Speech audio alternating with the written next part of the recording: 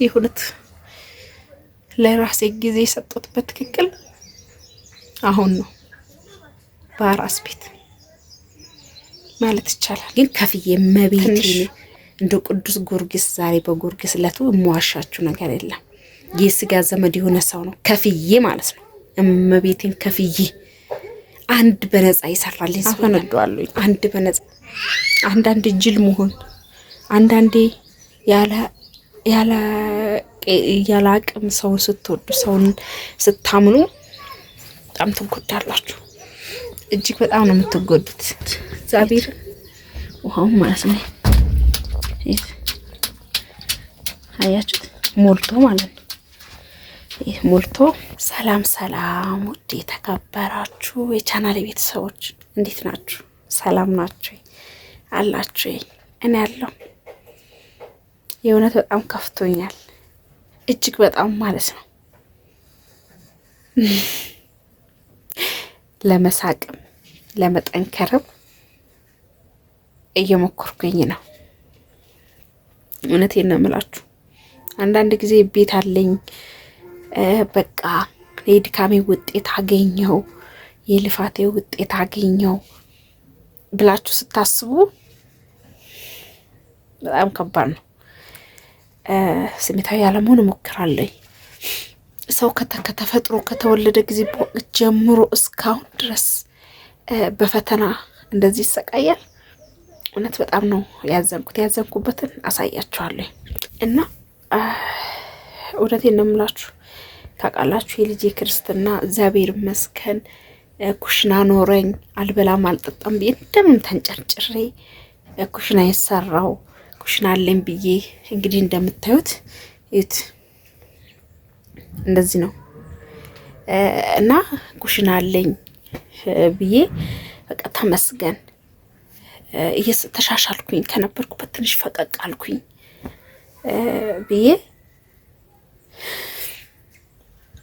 አስቤ በጣም ደስ ብሎኝ ነበር።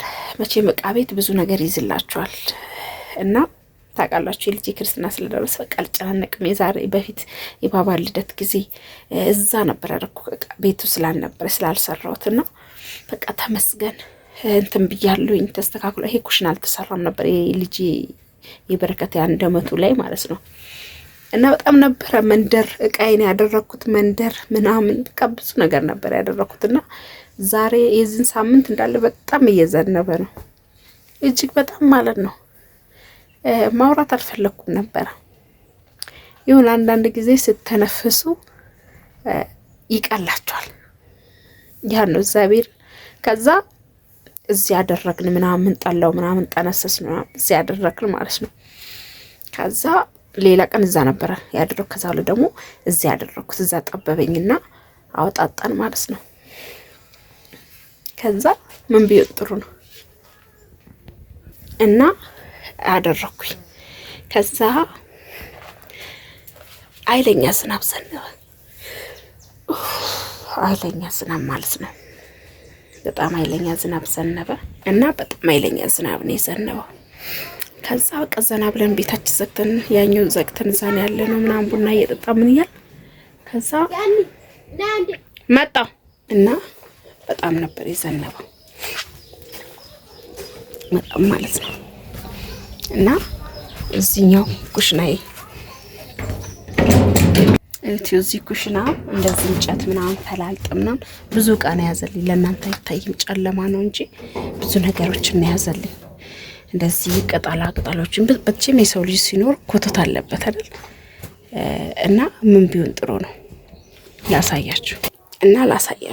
ለምንድን ነው ይሄ ነገር ስሜታዊ ያደረገኝ ነገር ቢኖር በቃ በጣም የተቃጠልኩ በጣም የተሰማኝ ብር ከፍያቸው እዚያ ብሄድን እየተንከባከብኳቸው ሽሩሩ እያልኳቸው በጣም እየተለማመጥኳቸው እንዲሰሩልኝ ያደረኩት ይሄን ኩሽና እግዚአብሔር ነው የምላችሁ። ልጄ ፍልጥ እያገዝኳቸው ጠጡ ብሉ እያልኩ ስርስር ስለወጥ ፍልጥ የተገረገደ ፍልጥ እንኳን ልጄ ላይ ወርቆበት ሆስፒታል እስከመሄድ እስከ መታከም እስከ ብዙ ነገር ነው ያየሁበት። እቺ ኩሽናውን ለሌላ ሰው በጣም እንደ ሽንት ቤት ራሱ እንደዚህ ላይ ይሰራ ይችላል።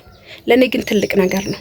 እነሱ ግን አርጎ ያበላሹብኝን እጅግ በጣም ያደረጉብኝን ላሳያችሁ። ይሄ ቤት አሁን ይሄ ቤት ለአዲስ አበባ ቢሆን 5000 6000 ይከራያል።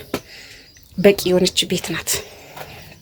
እና እንዴት አድርጌ እንዳስለሰንኩኝ እንዳስለጠፍኩኝ ምናምን ነገር ራሱ አሁን ምን ተፈጠረ መሰላችሁ? ባጭሩ ውሃ ያፈሳል።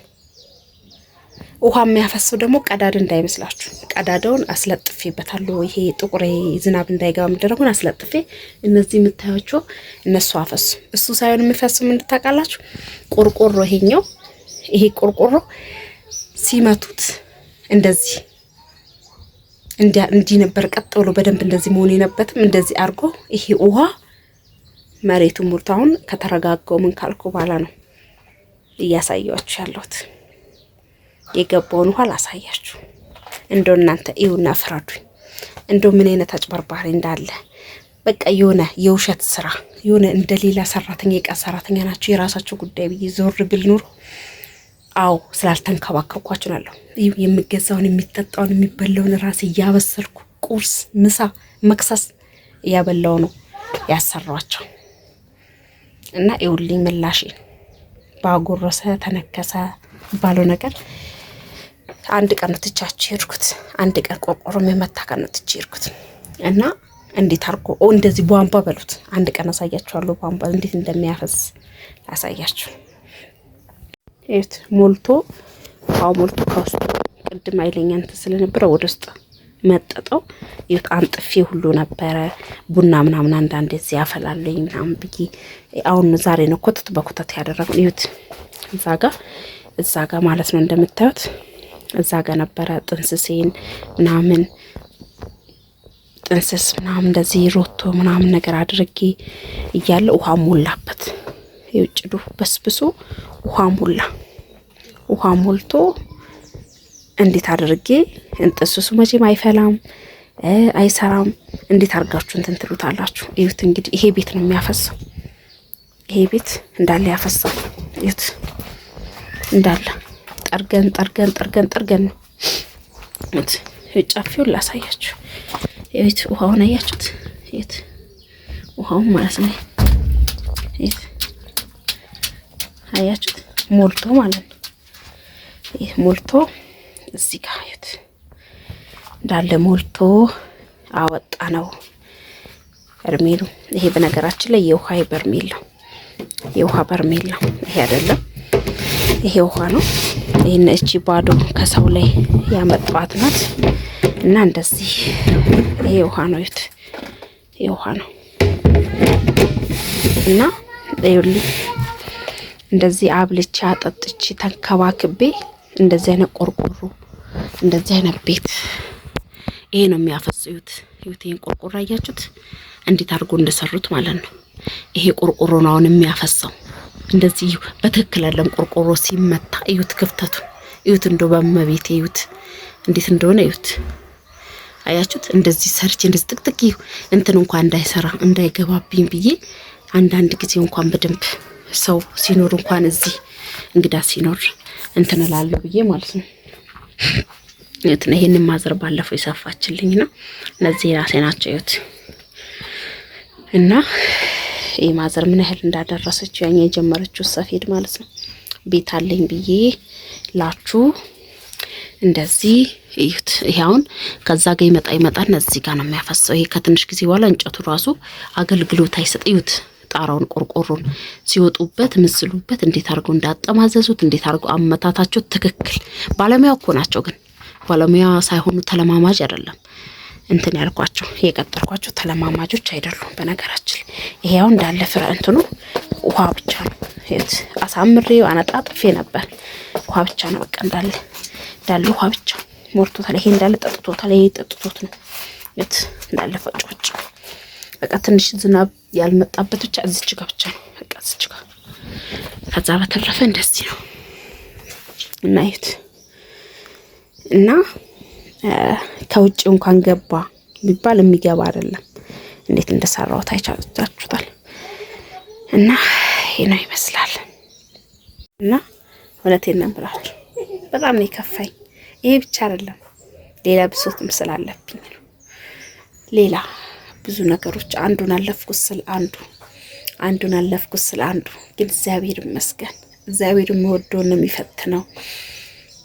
ጎበዝ ነኝ ጀግና ነኝ እያልኩኝ ራሴን እያበረታታው እጅ አልሰጥም እያልኩኝ እየወደኩ እየተነሳው ነውና በቃ ያደረኩት ለሰው የወደድኩት ሰው የምንከባከበው ሰው አይወጣልኝም። ይሄንን እንግዲህ ዝም ብሎ ከመንገድ አምጥቼ አይደለም፣ በጣም የማውቀው ባለሙያ ሙያ ያለው ይሄን ደግሞ የለጠፈልኝ ደግሞ ቤተሰብ የሆነ የስጋ ዝምድና ያለ ግን ከፍዬ መቤቴን እንደ ቅዱስ ጊዮርጊስ ዛሬ በጊዮርጊስ ዕለቱ የምዋሻችሁ ነገር የለም። የስጋ ዘመድ የሆነ ሰው ነው ከፍዬ ማለት ነው። እመቤቴን ከፍዬ አንድ በነፃ ይሰራልኝ ሰው የለም። አንድ በነፃ ይሰራልኝ ሰው የለም። ሁሉም ከፍያቸው ግን ያገኘሁት ነገር ይሄ ነው። ይሄ ብቻ አይደለም፣ ብዙ ነገሮች አሉ። አንድ ቀን ግን አፈነዳዋለሁ። አንድ ቀን ከአቅሜ በላይ ተቆጣጥሬ ከአቅሜ በላይ ሲሆን አፈነዳዋለሁ። አንዳንዴ ጅል መሆን፣ አንዳንዴ ያለ አቅም ሰውን ስትወዱ ሰውን ስታምኑ በጣም ትጎዳላችሁ። እጅግ በጣም ነው የምትጎዱት። እግዚአብሔር እኔ ማንም ደስ እንድንድለው ማልቀስ አልፈልግም። አልቅሽ ወጥቶልኛል። እዚህ ጋር ስታዩኝ ሁሉም ሙሉ ደስተኛ አልጋ ባልጋ የሆነን አይደል ነው። ግን በቃ ከሰው ጋር መኖር አልቻልኩም። በቃ የቀረብኩት ሁሉ ይጎዳኛል፣ ያመንኩት ሁሉ ይጎዳኛል። ስጋ አይል ዘመድ አይል ባዳ አይል እኔን ለመግፋት የሚሮጠው ማለት ነው። እኔ እኮ ለነሱ እያሰብኩ ነው። ለነሱ ያለኝ ቦታ ለራሴ ራሱ ጊዜ ሰጥቼ አልቅም። ይሁንት ለራሴ ጊዜ የሰጠሁት በትክክል አሁን ነው በአራስ ቤት ማለት ይቻላል። ትንሽ የተረጋጋሁት ግን በቃ እቃዎችን አወጣሁት። ከዚህ አውጥቼ እዛኛው ቤት ወሰድኩት። መኝታዬ ክፍል አደረኩት። እንግዲህ መሬት አልሰቅለው ሮቶ ይሰቀል አይሰቀል። እግዚአብሔር ልቦና ይስጣችሁ። ቤት እንሰራለን እንዲህ እናደርጋለን እያላችሁ እግዚአብሔር ይፍረድ፣ ቅዱስ ጊዮርጊስ ይፍረድ። የእውነት ክፉ ኮንክ ለኔም ደስራ ይስጠኝ። በቃ ይሄን ነው ማለት የምፈልገው። እግዚአብሔር ያሳየኝ። እውነት ከልጅነት ጀምሮ እየተጠቃውኝ እንደዚህ በየዋህነት ስቀርብ እንደዚህ እየተጠቀሙብኝ በቃ እንደሱ ይፍረደኝ። እሱ ነው ትቶ ማይቶኝ አጣሽ አገኘሽ ማይለኝ። የሱን ጠብቃለሁ፣ የሱ ፍርድ ጠብቃለሁ። በቃ ደህና ሆኑልኝ።